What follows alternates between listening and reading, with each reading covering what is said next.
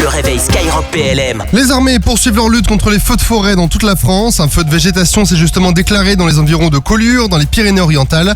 Un sous-groupe du génie intégré a alors été engagé en appui des moyens déployés par le ministère de l'Intérieur pour aider à neutraliser le feu dans le cadre de l'opération Héphaïstos.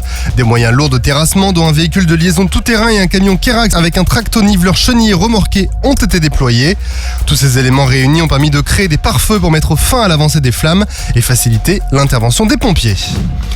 Dernière plongée pour le Casabianca. Les sous-mariniers et la base navale de Toulon ont rendu un ultime hommage au sous-marin nucléaire d'attaque Casabianca à l'occasion de son départ vers Cherbourg.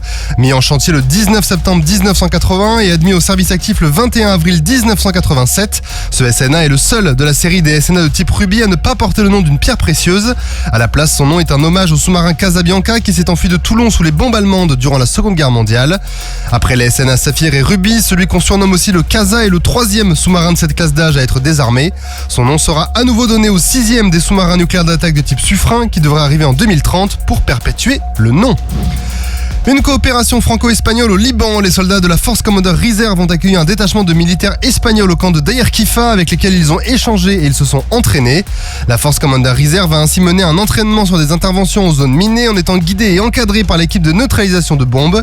Dans le même temps, le camp a été le théâtre d'une sensibilisation sur les capacités des équipes cynophiles et d'une présentation des compétences détenues par le détachement de la brigade des sapeurs-pompiers de Paris.